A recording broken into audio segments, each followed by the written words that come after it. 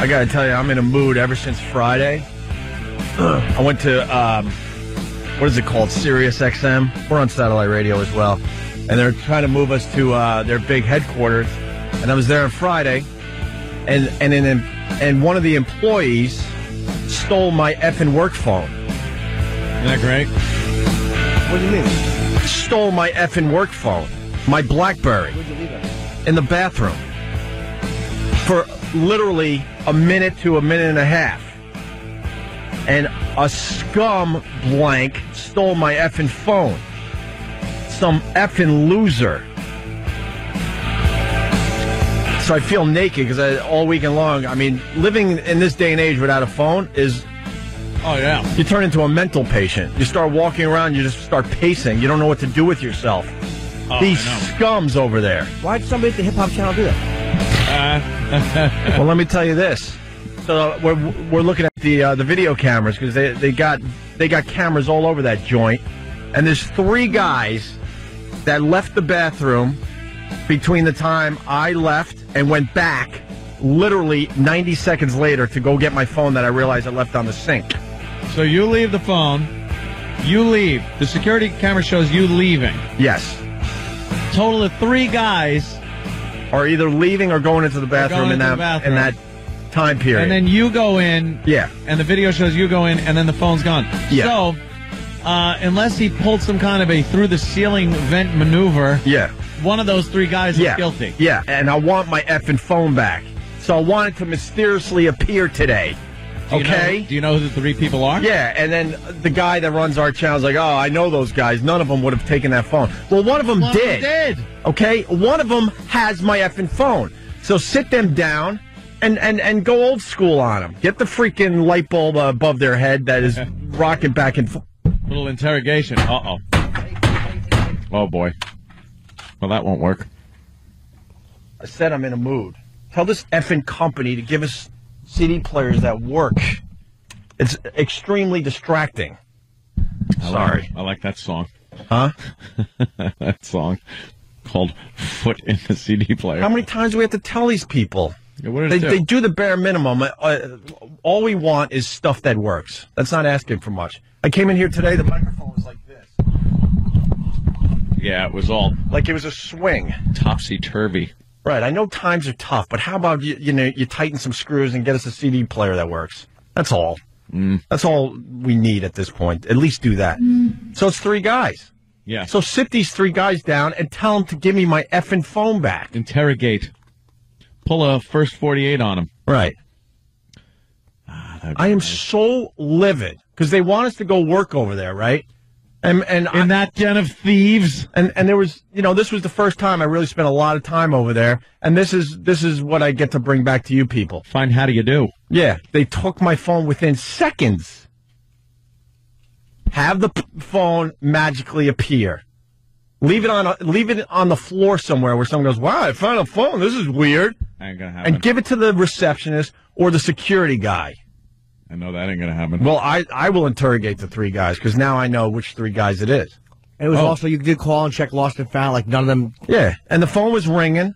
You know when you lose a phone, you ring it like, hello, do you have my phone? You're going to do the right thing, give it back to me, considering we're all one happy company and we all work together, right? This wasn't at some weird restaurant or some strange place where when you leave a phone behind in those joints, kiss it goodbye. But at the workplace, you would assume they would do the right thing and give it to the receptionist or the security guy. Unfortunately, lost and found is full of jobs. Right. And I don't want to hear none of these guys would have taken the phone. It's obvious. We looked at the tapes. One of those guys has my effing phone and sit him down and put some heat on him. How could a security guy look at a tape like that and not say, yeah, it's one of them? They sort of are hinting, but I guess maybe, because in this PC world and human resources, I guess you can't openly accuse somebody. But one of those guys has my effing phone. When you got a tape like that, you could talk to people, question them. I want my effing phone back. Hold under questioning. There's nothing on there that, that you would want or concerns you. Give me my freaking phone back. Is it your new number or old one? The new one. I'm getting a replacement phone and all that. That's not the point. Some scum that we're supposed to be working with on a daily basis has my phone. so pissed. And then to hear, oh, I know those guys. None of these guys would have taken your phone. Oh, yeah? Maybe you don't know them that well. What are you doing? Just calling your number. Oh, no. So, yeah. So at first it was ringing. It was ringing at first, which means, the phone was, what? Did you do something with the number? No. Oh, what does it say? Oh, wait. Which one did you just call? The new one. Well, and what is it saying? I'll play for you. Hold on. Sorry. Here we go. Jimmy styling. The person you are trying to reach is not accepting calls at this time. Yeah. Please try your call again. Yeah, because the person who has my phone, he's busy. He took the battery out, threw my cards away, whatever he did, so he has a nice little Blackberry. Put a new card in there. Because it was ringing at first, so we're like, okay, it's ringing, it's misplaced. Maybe someone is going to do the right thing and give it to the receptionist or the security guard. Maybe he has something to do, so it's just on his desk for now. And then all of a sudden, it went right to voicemail, meaning they turned the phone off, or they took the battery out, or they freaking took my cards and went, screw this guy. Dicks. I want the heat put on those guys. We're supposed to work together, and that's my first impression of the place. Yeah. A fellow employee taking my effing phone. I wouldn't leave anything laying out. Well, I didn't. Things happen, you know. Things happen. How many times have we left your phone? You leave your phone behind for a second. Go, oh yeah, I got to go back and get it. Well, dude, it wasn't even. It was literally because we looked on the tape. You see me walking back in the bathroom to go get my phone. It was less than 2 minutes later. I don't know. For some reason, I just trust more people. Like here, I've left my phone here a couple of times and gone, oh, I got to go back and get my phone. Right. There's just something I am livid. And we got guys on camera, so you got to sit them down and stop with this. I know these guys, they wouldn't do it. All right, then where is it? It disappeared into thin air? Without saying who they are, let's just say roughly, were they behind-the-scenes guys or on-air guys? I don't know. To be honest with you, I don't really know what they do. One of them was Mel. One was Scott Greenstein. Let's say hi to Tim in Boston. Tim. How am I supposed to get tweets from Opie if he doesn't have his phone? I wasn't able to tweet all weekend long because of this. Hey, Opie, you replied to me on Twitter. I appreciate it a lot. Fun thing you got going there. No worries. A lot of interactivity going on with the show lately. I'm Opie Radio on Twitter. Ant's doing the Facebook. Jimmy's doing the voicemails and the MySpace and everything else. So we're connected. We're pretty much connected, but. All right, well, you guys have a good day. I hope you get your phone back. Yeah, when I get the replacement phone, then I'll be much more aggressive with my Twitter account. So thank you, Tim. Bye. Opie Radio on Twitter, whatever. But, and then I have to hear none of these guys would have done this. Well, what do you think happened to the phone then? How do you know 100% that you had it right there on the sink? Well, I didn't want to get into details, but I ran to Jim Brewer. And I go, Jim, I got to go to the bathroom because he wanted to show me a studio, whatever. He was getting ready for his show. And so as we're walking into the bathroom, he's like, dude, I tried to call you recently, and it says that your number's no longer available or what have you. I go, what? That's crazy. He actually goes, look, I'll call your phone. This is as we're going in the bathroom. I'm actually now in the bathroom as it rings, and it says Jim Brewer calling on my Blackberry. I go, I remember it. I look. He could back me up, by the way. So you're getting called right there as you're in the bathroom. No, so I go, Brewer, you're an ass. Look, my phone's ringing. My phone still works. Yeah. You're an idiot. So then I put the phone down. That's the only reason I had it out of my pocket, because he wanted to ring it. And then he's telling me what he's up to. I'm doing my thing. And then we walk out of the bathroom. So you know it was in the bathroom. Yes! Right. Okay. And he could back it up. Wow. Why, and then we walk down the... Brewer took it. I was a little suspicious. Then we're walking down the hall. I'm like, oh, my God, I forgot my phone. So I turn around. You see all this on the video camera. And it's gone. A fellow employee. Bunch of scums. Boy, I know not to do anything there. All these cameras. Oh, they're everywhere. Jesus. They're everywhere. So, Losers. How am I going to get that drill into the men's room to fix that little... Yeah, that little... those booths with no holes in them. Right. Got to make friends somehow. Got to see a guy when the Broadway channel walks in. You're going to have to spray paint over that camera for a second while you bring your bracing bit in and twist away. Yeah. Let me say hi to 13-year-old JC. JC, what's up, buddy? Hi. Hey, boys. Hey. If you look at Steve's profile on Twitter, he just plugs Foundry again and again and again. Like, he's like, Mom Played Crew, new reviews, FoundryMusic.com. He just keeps on plugging it. Yeah, that's why I'm not following Steve, because he's not a human being. He doesn't understand what Twitter's all about. You give a little personal knowledge. This is a plug fest. It's just a plug fest. Same thing on Facebook. I've just looked, and it's been nothing but Steve and the website. Does he plug the Opie and Anthony show? No, he plugs FoundryMusic.com, of course, Jimmy. Steve, why don't you plug the Opie and Anthony show? No, wow. Why would he? Thanks, 13-year-old JC. Oh, befriend me.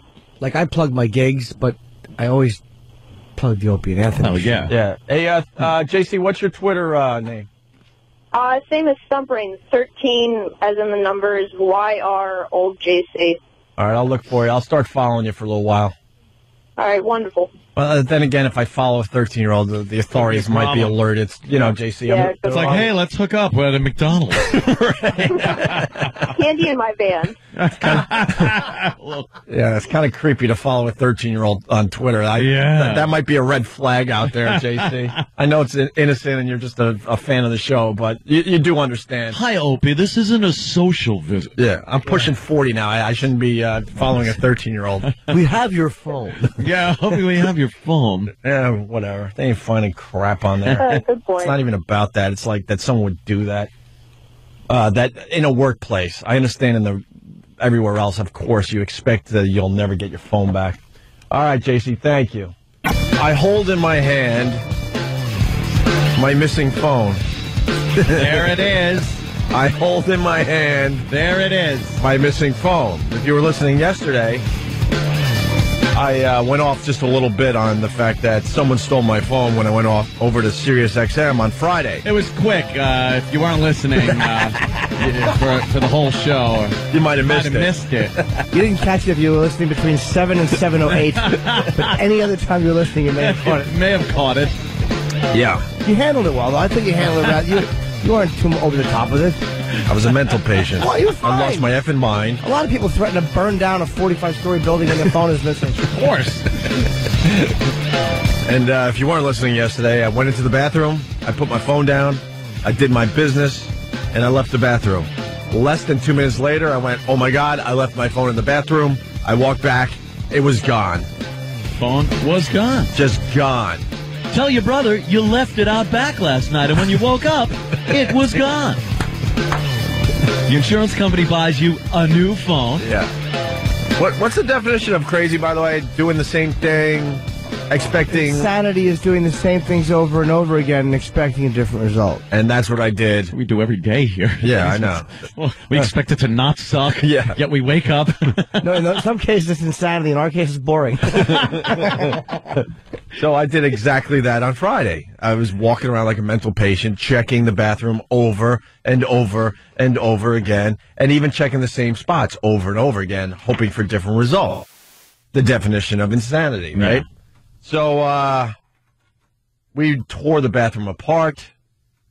Bruce, he's a great security guy over there, and so you're the security guy. And one of his workers. One of his workers. So there were two security guards. So it's two security guards in the bathroom. Yes. Searching for this phone. Yes. Jim Brewer. Jim Brewer also. A lackey. This is like a reality show. Yeah. It's turned all looking for your phone. Oh, yeah. And then I'm digging in the garbage. Now, Aunt really freaks out about germs, but in the end, I'm a human being, and that doesn't excite me whatsoever. But I'll dig in if I have to find a phone, especially. So I dug in. It was disgusting. It was like snot rags. Of course, it was just disgusting. But I'm like, I'll just go in, and I'll just get it done, and like. And then Was that the first place you checked? What? The garbage? No. Of course. No, of course. Why would it be? Why would I throw my phone in the garbage? I'm just assuming. If you're digging through the garbage, oh yeah, it's the last resort. You pretty much looked at all the other flat surfaces in the bathroom. Yeah, you don't want. All right. You're hoping for the best. You don't want to. Yeah. You don't want to go for the disgusting garbage right off the bat. No. Right? So after the show yesterday, coincidentally, after a massive rant. And a lot of threatening. Yeah. I got a call from Steve, our Steve, saying, they found your phone. Holy Jesus. And of course, Anthony. Now, to scour a building of that size. Yeah. Must have taken them. That kind of makes me feel a little better that they would do something like that for someone involved in the show. Not only did they find the phone, they found it literally a minute after we got off the air yesterday. So they were waiting. Yeah. Oh, that's nice. And know what's weird, Ant? It was right where I left it, according to Sirius XM. Oh. Wait, it was in the bathroom? So you're the idiot that didn't look good enough. I got an email that says they found the phone right where you left it. See? Now look. Obviously, you didn't look. I didn't look good enough, right? Yeah. Or do you have this? Because I've been meaning to get this. It's called a Predator app. You put it on your phone, and it acts like Predator. Yeah. Where it just sinks into its surroundings. I think I have that app. So you can't see it. Sure, yeah. See, that you probably had that on, and then it automatically shut off, and they were able to find it right where you left it. Yeah. Now, let me get this straight. You, 2 security guys, Brewer. Jim Brewer. Who's not trustworthy, let's be honest. He's a little bit of shady. Yeah, and he's a little out of it. Yeah. We all know that. But we see it, 2 Jim. security guys right there. Yeah. Of course, this bathroom must have looked like the Taj Mahal. Oh, yeah. Was it a giant bathroom? Oh, my God, yeah. No, So- it's like an oversized closet. Has like 3 stalls, 2 urinals, and a sink. I hope you were reprimanded for not looking good enough for your phone, because if it was right where you left it, it's your fault. Well, and you went off for no reason now yesterday. I figured I took it a little too far yesterday, so I actually said to somebody on the phone, I went, I'm sorry for, and I paused. And the guy jumped in and goes, for being an a-hole on the radio yesterday or this morning? Because it was yesterday. What? Yeah. No, he didn't. I swear to God. Like, way to get the radio show. Way to get it. But see, in the end, Ann, it's my fault. It was right there the whole time. Look, I'm not even disputing the fact that it's your fault. Why don't you look there? Jimmy, exactly. I don't feel. I feel bad, kind of sitting here taunting you that you didn't look good enough. Stupid me. We're all stupid. All the people that were ripping the bathroom Blaming other people for taking your phone when it was right there where you left it. The whole time. The whole time. All I had to do was click my heels. And you called it. Called it. But didn't hear it ringing. Why would I? I'm stupid. Holy Jesus, you're kidding me. No. You are kidding me. They did not tell you that it was right where you left it. That is an effing insult. I'm extremely happy I got my phone back. Of course. But, who do you think you're dealing with? You think I was born yesterday? That old saying. I wasn't born yesterday. I always say I was born at night. That is according to medical records. In Tribeca? The old I wasn't born yesterday. Yeah, no S, Sherlock. You would have ripped your mom's you-know-what if you were born yesterday. Unbelievable that they came up with that story. They couldn't have come up with a better story than it was right where you left it. I got to communicate. Like, hey, we found it. Good news. Your phone was found in the bathroom right where you left it. They should have said, but I'm like, outside the bathroom or in a hallway. Like someone must have saw the heat was on and dropped it. Look, I would have kicked it under something and made believe. Yeah. Oh, look what I found outside the bathroom. There it is. This is weird. To actually say that it was right where I left it is insulting. Yeah. Absolutely insulting. So Oh. I guess this little radio show of ours has a little power, huh? Just a tad. Well, apparently not. No. Because you left it in the bathroom. Oh, yeah. I left it in the bathroom. That's right. What a set of balls. But dude, he's got to look where he left it. I know. Yeah. Why would you look there? I thought it was gone, so I'm happy I have it back. It's always the last place you look. Yeah, you're right. That's what they say. You're right. Let's say hi to Dan in Albany. Dan? Yeah, Opie, what's going on, buddy? Hey, Dan. In the words of the famous Ronnie B, since you found your own phone, that makes you a hero. You're a hero. You're the hero of this story. I didn't find the phone, so I can't be the hero. No, you left it where it Oh, well, was. then whatever Chucklehead did find it, that's the hero. Yeah, they're officially the hero. You're right. Thank you, sir. All right. What's the temperature today? 50 below my asshole. Really quick, this guy Charles that emailed our instant feedback about Central Islip, I had brought up that I lived there. He reminded me of something, the racial hatred that was going on in Central Islip, and then this just hit me. I forgot about this. I lived in an apartment complex. It was on Hawthorne Avenue, if anyone's familiar with Central Islip. And there was one building out of all the apartments that they put all the black people in. Dude, they put all the black people in one apartment building. Out of all the apartments. It was like garden apartments. You know, they were 2-story strip apartments, and they were laid out all over. There must have been, 20, 30 units. And one unit, and it was the rundown one, the one that never really got painted or never got maintained. When you walked in, the stairway was a mess, and every black family that lived in that apartment complex lived in that one building. Like the superintendent, whenever somebody would come to rent an apartment and they were black, they got put in that building. It just amazes me. The racial tension back then was amazing in there. You know, when you were telling your stories about being beaten up, I'm trying to remember. Every kid's got their ass kicked at some point. I was trying to think if I ever got beat up, and I couldn't think of any, but there was one. It's the famous getting knocked out by my black friend story. See, because you're trying to be cool. I remember. This is a sick story, man. Listen to Opie trying to be hip with the brothers. I had this friend, Gary, all through high school. I don't know if you know anything about me, but I was really into basketball. I was convinced I was going to be in the NBA. Look at it. I even have an NBA hat on see that today. And went to all the basketball camps with all the brothers. Went on the other side of the tracks to play the brothers. Oh, yeah. Because that's where you got your best b-ball games.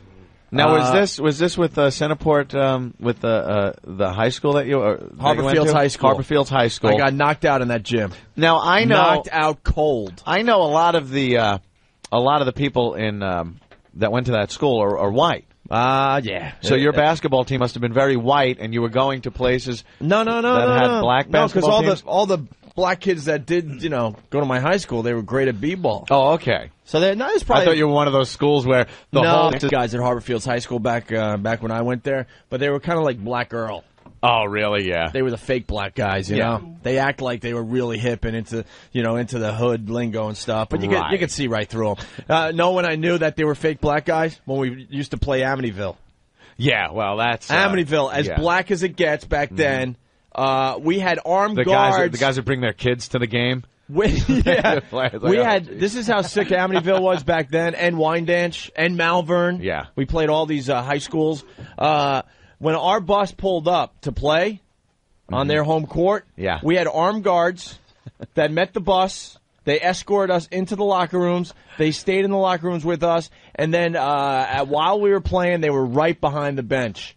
And waiting for something to happen. happen. Just like all the white kids, the black guys on our team, their knees were shaking as well. They were so intimidated. Because they weren't real black guys. Nah, not really. Not like the Amityville black guys. But there's the history. So, I played basketball my whole life, went to the camps. I had a lot of black friends and stuff.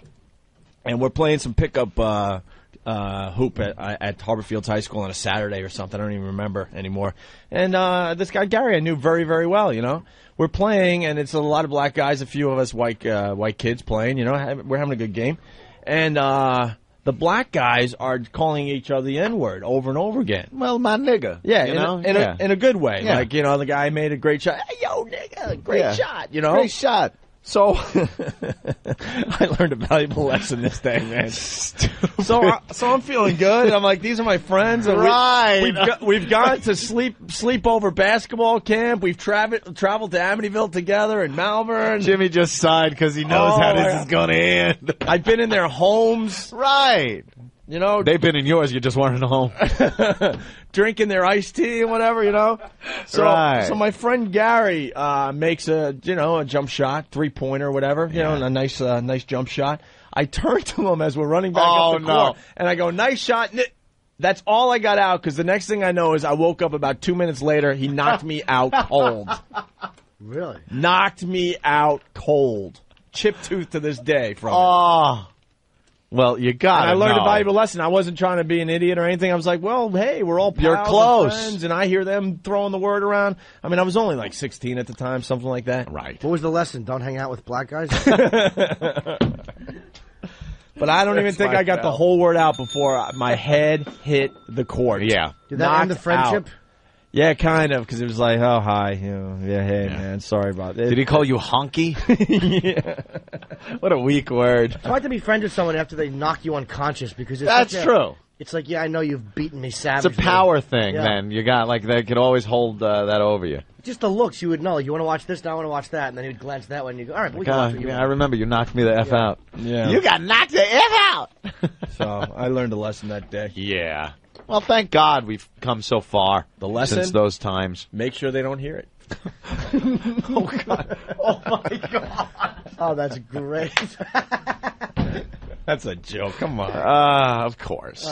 Stop. Love to see you being belted in the cheekbone, though. Little blonde hair. Wouldn't that have been great to see? Just like, oh, what does he say? Oh, no.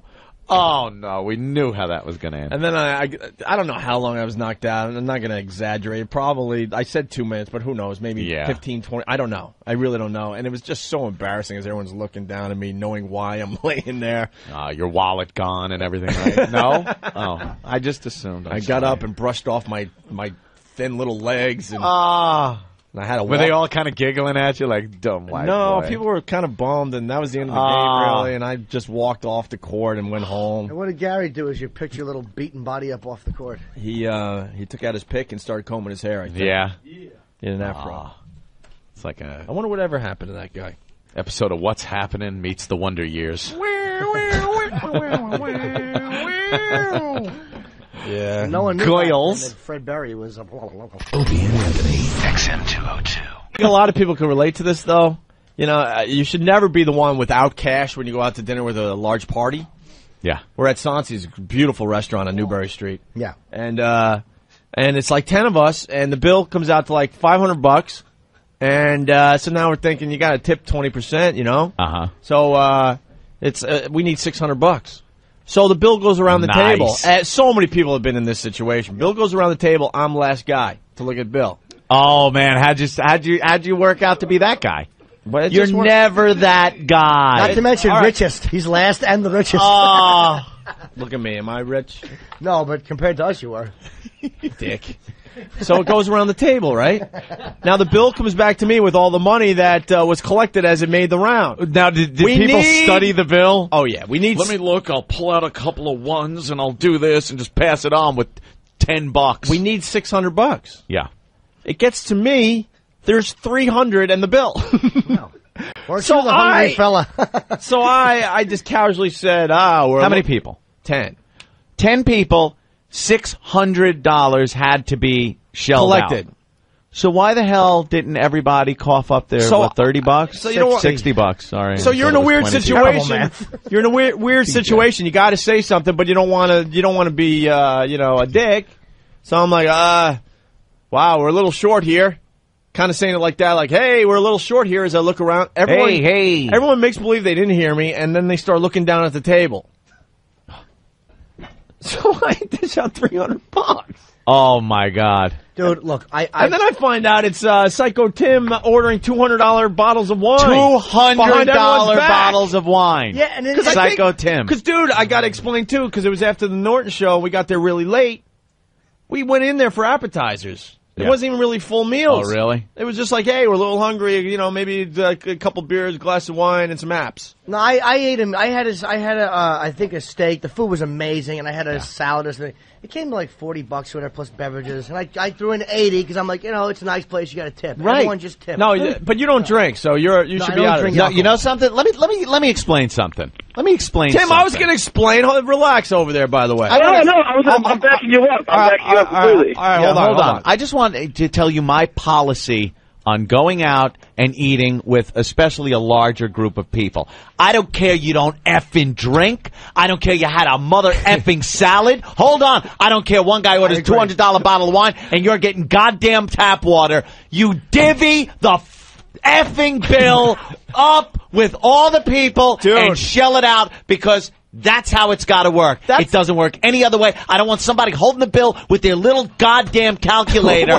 going into their change purse and pulling crap out. Split the goddamn bill. I got to call you out on this, though. No! Hold on. What? I understand your theory. That makes sense if you go out to dinner with a couple that will have a couple beers, a couple Jack and Cokes, and an espresso with Sambuca.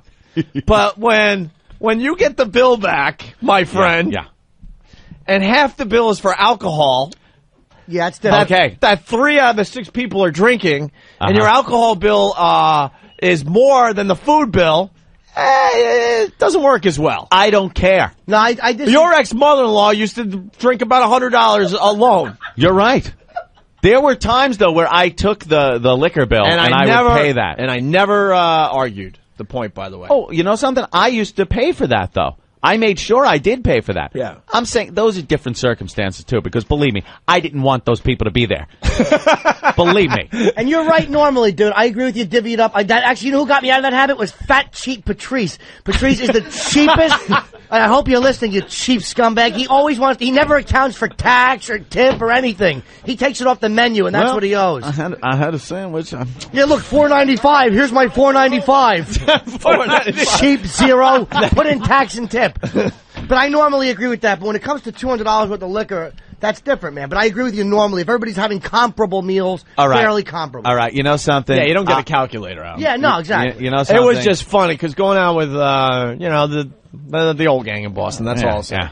I mean, it wasn't just one freaking espresso with Sambuca. It was like 5 each with double shots. Hey, Jay from Framingham used to pound them, too. Hell yeah, he did. And I do remember a lot of times we wouldn't let you pay for the booze bill because it would be separate. We'd have the booze bill. Dude, I'm not complaining. And I do remember I'm not complaining, but it was pretty funny. I'm saying... Because, I mean, I never saw people drink like you guys did. I'll amend. I'll make an Unbelievable. amendment Yeah, to what I say. Dude, I was in a fraternity. I've seen guys drink. I've never seen people drink like you and your friends. It was insane. It's ridiculous. It was insane. It's like how much alcohol can your liver process? If there are a couple of people or a few people in the party that are totally boozing it up and others that are not drinking anything, and there's some kind of understanding there, all right, divvy up the booze bill. Whatever. Take the booze bill. And all this drinking would occur within a 2-hour period because the mother-in-law would get so hammered you'd have to drive her home. We'd have to leave, yeah. We'd have to go. And I'm not talking about within the exact dollar. If just the meals are comparable, we're all doing basically around the same, then I would just... I can't stand when people start going over the check. All right, what did you have? Okay, you had that $4.50 and then the tax. How many percent? They're doing friggin' calculus on the table. I cannot stand that. Patrice is the worst, and I'm calling you out in front of 18 cities. The worst. Call him up. You got his phone number? Not with me. I have it in the office. Ben's saying somebody else is worse. Oh, not Earl. Why? Well, gee, what do they have in common? Stop it, black guys. Cut it out.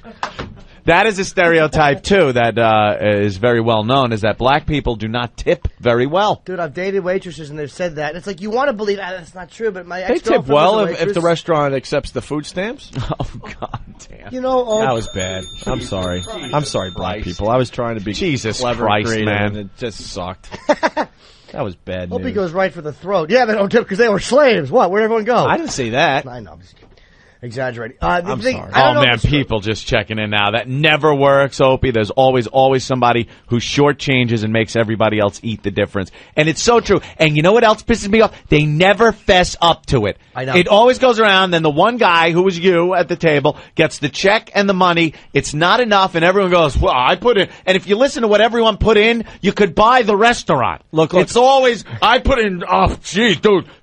I had a salad and I put in $50,000. Look, I mean, you guys could have fun with me being cheap and stuff, but that's not what this is about. Because I didn't push the issue. I was just like, whoa, hey, we're a little short here.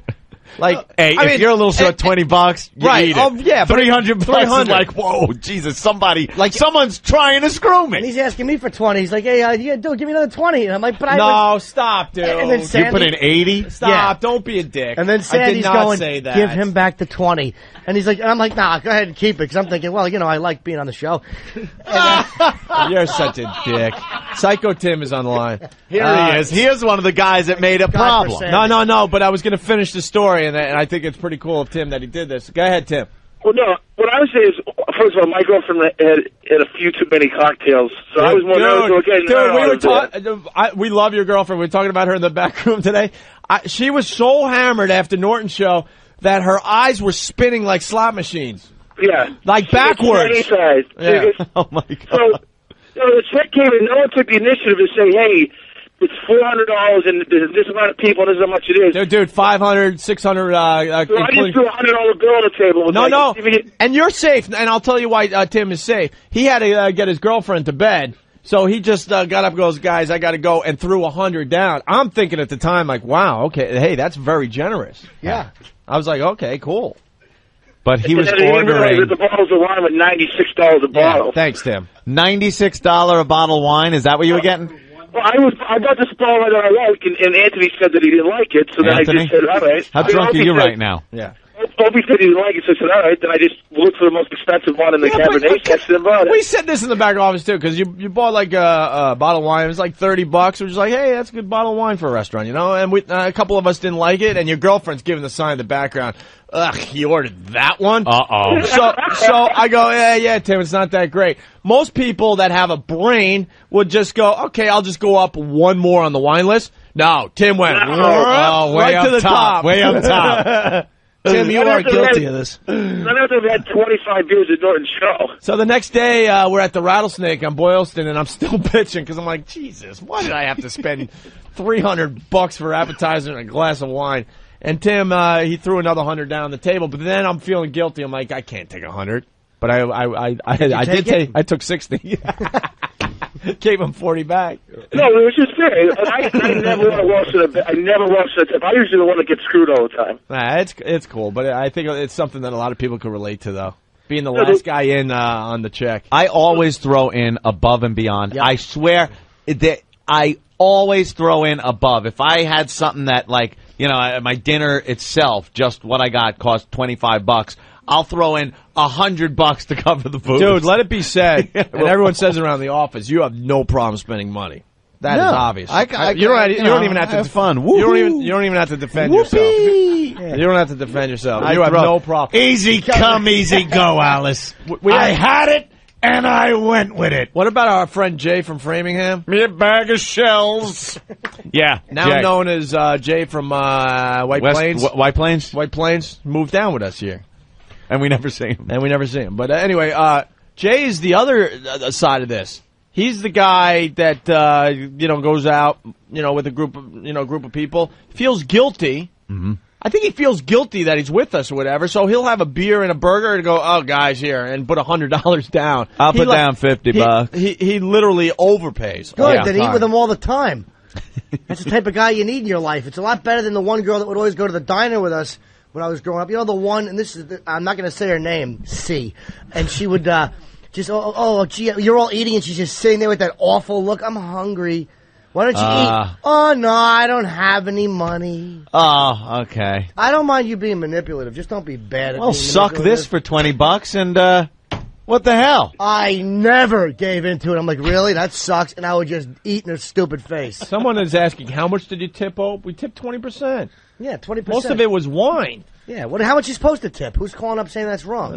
You know what else sucks even worse is when you're at a table with a group of people and other people sit down and have a few drinks and then just leave and don't throw any cash in. Yeah, that's always good, too. That happened to me on Saturday night, You know what? That stuff happens. And like Ann said, if it's $20 here, $20 there, whatever. But when it gets up to, wait a minute, I'm throwing in an extra 100, it's like, hello, hey. I've thrown my Amex down at a bar and just, like, had a line of people that I know, and it's like, dun, dun, dun, dun, dun, have fun. And then it's like always fun to check the number at the end of the night. You're like, oh, Jesus Christ. It's like the Bugs Bunny cartoon. Yeah, they're just going when up to Ant the puts his credit card down. Dun, dun, dun, dun, dun, dun, beer. Dun, dun, dun, dun, dun, booze. Dun, dun, dun, dun, dun, wine. Dun, dun, dun, dun, dun, and they just keep filing past. They're my friends. So, Anthony, if you're at a table, though, the people are at least contained on your check. If you do it at the bar, yeah. All right. The whole bar can be drinking off you.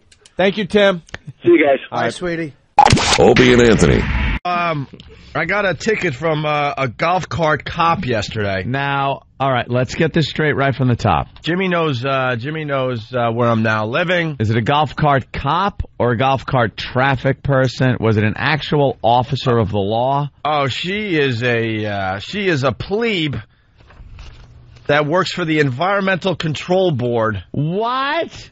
So she's Let not me a just real put cop? it this way. After this all went down, I called some of my NYPD friends. Yeah. They just openly laughed at me on the phone.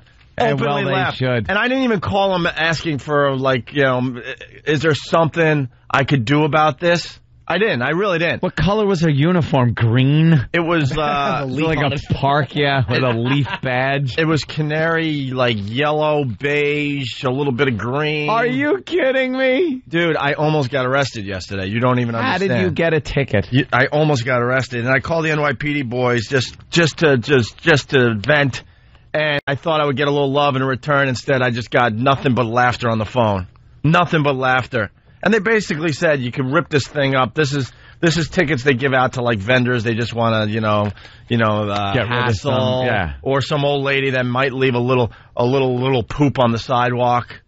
And what Actually, was yours some of the given for? NYPD that I called a few of them, they don't even know what this organization is. The Environmental Control Board. The woman was not a cop who gave it. Did she have a gun? No, she had a walkie-talkie, and she used it to call backup. Backup? Oh, which no. was more golf cart cops. Oh, Opie was making a scene. You can't even call them golf cart cops. That's an insult to the NYPD.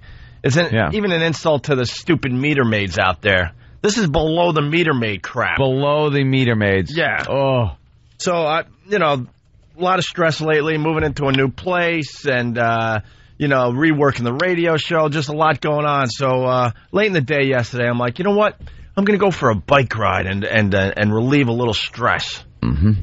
So I go on a bike ride. I run into Stephen Lynch. It's a huge city of how many million? And I run into Stephen Lynch. We talk for like 15 or 20 minutes. Would you ride over him when he was passed out somewhere? Speed bump? Next time you see Stephen Lynch, go, nice basket on your bike, dick. Does he have a basket on his bike? A huge basket on the back of his bike. Can he hold his booze? No, he's got like 24 Meisterbrows in it. A huge basket on his bike, and he sees me, and he goes, hey, I'm listening to the show. Because of the XM, the replays, right? I'm like, stop listening to the show, you freak. You stalker. How about you come on it? Yeah, that's what I said, exactly. Well, he'll be at the Mohegan Sun show on Saturday that we're doing. Yeah. So one of the many comedians doing the comedy tour at Mohegan Sun on Saturday. So I laugh at his big, huge basket, and he goes, I got a big basket to bring my beer home. Yep. Tries to make it cool, but it's still like kind of a dorky big basket. Flowers on it. It's tough to get a real workout in when you got a huge basket on the back of your bike. So at the end of my run, I decide there's this pier. There's this pier. I'm like, you know what? I want to go to the end of the pier and check out the river there. So I go out to the end of the pier on my bike. I ride it maybe a mile an hour. There's not a soul on this pier. It's late in the day. Uh-oh. I go out. I check the view. I'm like, this is kind of a cool spot.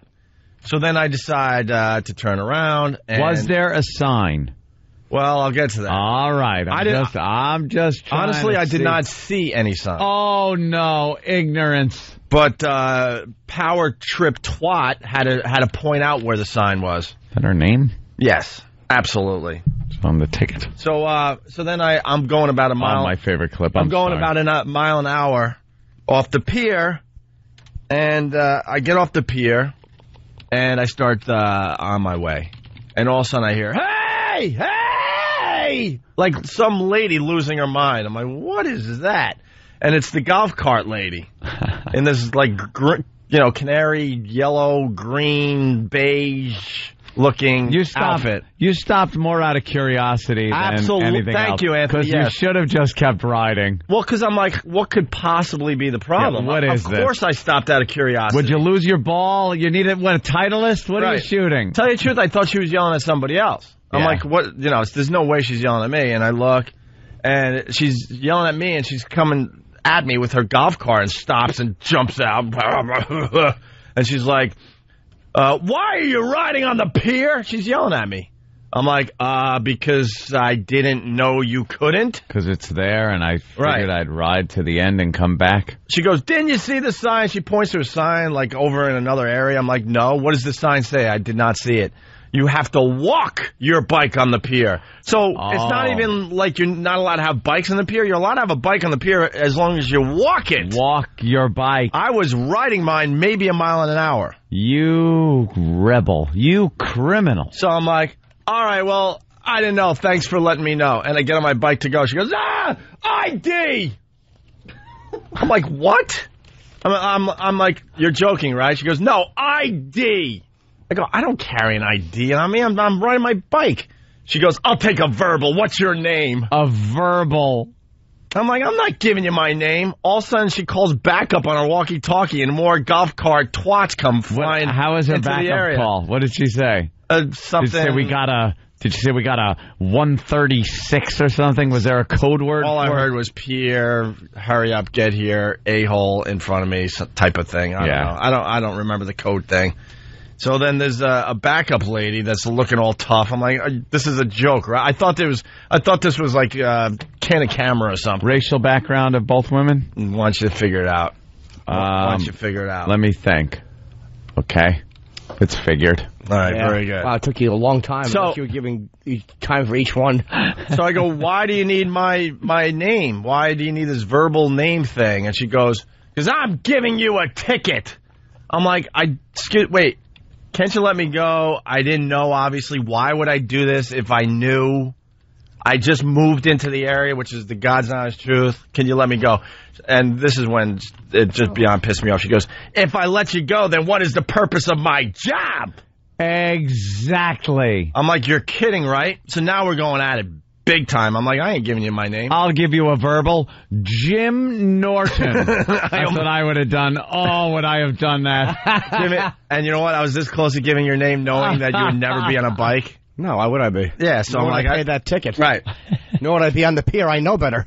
So Al, I walk my bike on the pier. So Al better be ready down the hall. I'm like, you're really writing me a ticket for going a mile an hour on a pier? I'll be ready. You're giving me a ticket? She goes, yes, I am. Yeah. Can't you let me go? No! I mean, she's losing her mind. Like, acting all tough. She wants to be a cop, but obviously she'll never be a cop. Of course not. So she's on this big, huge power trip. So she's writing out the ticket.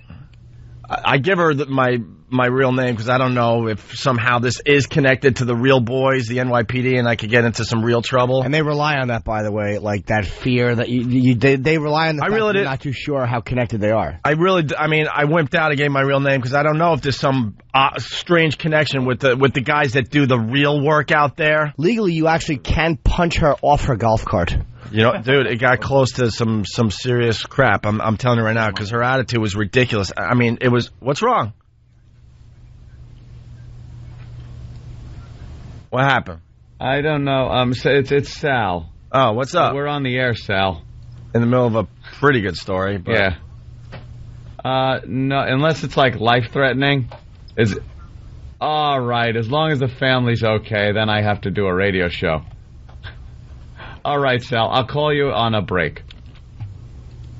Okay. All right, bye. Doesn't know you do a radio show yet? You know how, parents are. They don't get this. They think we're, in a clubhouse in a tree somewhere.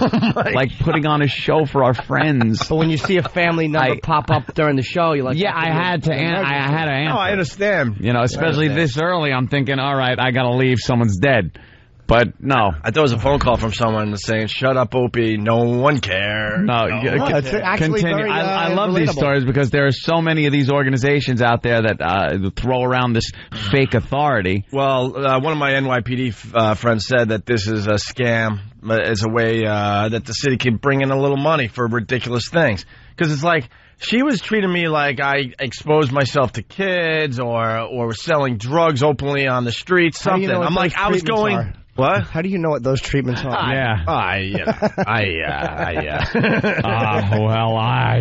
I'm sitting there like, is she's yelling at me and giving me the business because I was going 1 mile an hour on a pier that no one was on, and obviously it's not even well marked. It's a sign with a temporary like fence on the other side because there's many ways to hit this pier, right? So finally she's writing the ticket, and I'm like, just give me the ticket. She goes, don't you want to know how to take care of it? I'm like, no, give me the ticket. Take care of it. I'm like, give me the ticket.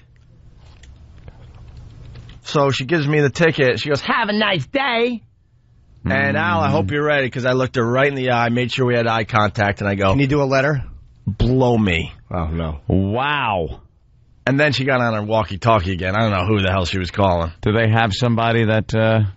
But that's what that responds when you tell one of these women to give you little sexual favors? Look, man, you say that to the NYPD, you know, you're going down. Oh, yeah. That's obvious. But I'm like, you know what? No way. No way. Yeah. But I looked her right in the eye and I said that. Blank me. I'm like, blank me. Yeah. And I took off, and then I got back to my my apartment, and I called all the NYPD guys just to rant, and they're all like laughing openly at me. That is a joke. You got a ticket from a golf cart twat. They were calling her that. That's how I came up with that little saying today. So it's the Environmental Control Board. $50 ticket for I observed respondent riding bicycle on pier. Oh, God. And signs are clearly posted that you're not allowed to do this. You have to walk your bike. That's in the details of violation. What a loser. I want to know what happens if you, like, with traffic cops, I know they do have a certain amount of authority. They're not cops. Those traffic, whatever they are. But they are standing in the middle of the street controlling traffic. I mean, they're doing something that the NYPD, they're probably giving them real cops a break so they don't have to stand there and control traffic. What would have happened if you just refused to give this woman any information until a real cop showed up? I would have just taken off at that point. But I mean, what would happen if you said, I'm not giving you any information, drop dead, call whoever you want, and then if a real cop came, you give him whatever he wants? Well, here's the other problem. I know I'm going to be doing a lot of biking in that area, so I know, like, if I just took off, which I could easily out-bike a stupid golf cart. APB out on you? Well, I'd be in that area enough where they would eventually get me for whatever. Just wave to her every time. Hey. But as she's writing the ticket, I'm saying stuff like, wow, you must have a miserable life. Because as soon as they start writing the ticket, in the middle of writing the ticket, they're not going to go, you know what? Yeah. I changed my mind. I will give you a warning. As soon as they start writing, that means start insulting the hell out of them, especially if they're one of these things that don't do anything important for the city. You should have videotaped her. It's not even about the money. It's only $50. She goes, so that's ridiculous. Yeah. But I just started, you must have a miserable life. Boy, you're really tough. How's that career going? Thought you'd be one of Charlie's Angels, didn't you? Saying all sorts of stuff like that. And here you are writing me a ticket for riding my bicycle. I did say, what's the matter? Not good enough to make the actual police force? That's when she looked at me like she thought she had me, hands over the ticket. Have a nice day. I go, blank me. Blank me. They hear that from people. I had a traffic guy because these people never give you a break because they want the power of cops. But cops will a lot of times give you a break if you're driving. Hey man, I got to get through this barrier. Like if they're blocking off the parade. All right, go ahead. I'm doing a show down here. The ones that won't are those scum that are not real cops. Yep. They just love the power. They have no power in their real lives, and that's where they feel good. That's why I turn. I don't make eye contact with them. A lot of times when traffic is a little heavy on 57th and I have to turn onto 57th, they will make people go up one of the other avenues.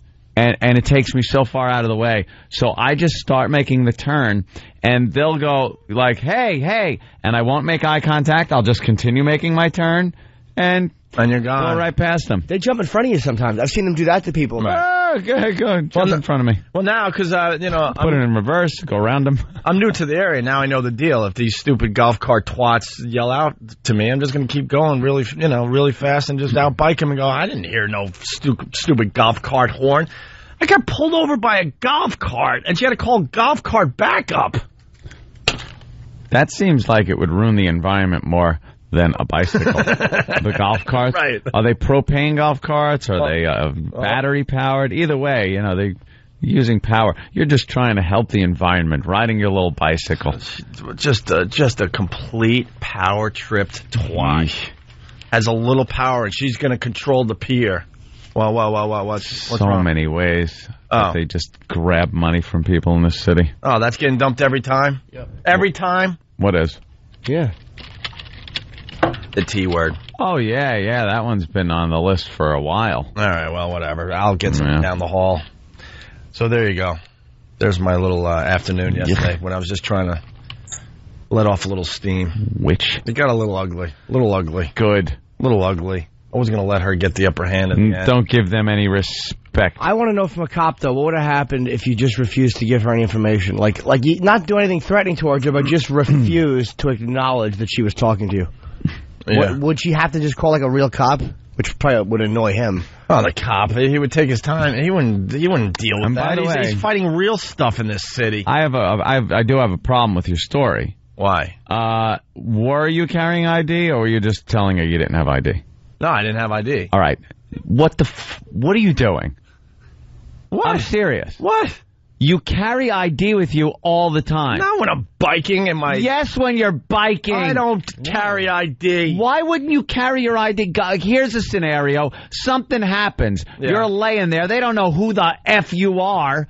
And now you get taken to a hospital. No one knows who to call for a medical proxy. No one knows anything. No one knows if you're insured or anything. They throw you in some hellhole, and you wind up croaking. You got to have your ID with you 24 hours a day, 7 days a week. When you are out, you constantly have your ID with you. Thanks, Buzzkill. I'm just saying that's very important that you carry your ID. I was just going for a leisurely bike ride. Doesn't matter. Kenny, tell him. I don't need ID, tell right, him Kenny? He should. Kenny's be honest. Kenny will tell you now, as an officer of the law, what the repercussions of not having an ID. Go ahead, Kenny. Anthony, I'm not an officer of the law. But former. Anthony, be honest. You were always right, and Opie is always right. Shouldn't people carry ID? Let's say it's not Opie. Look, man. Shouldn't people carry their ID with them at all times? Look, people should make a good account for themselves. Look, if your scenario comes to, tuition. Tuition. If you have to pay for school during that. It doesn't matter. Pronunciation Friday. Yeah, Friday, I know. It doesn't matter at that point. No, because you might live, but you might be a vegetable. Right, great. You might maybe have spinal injuries.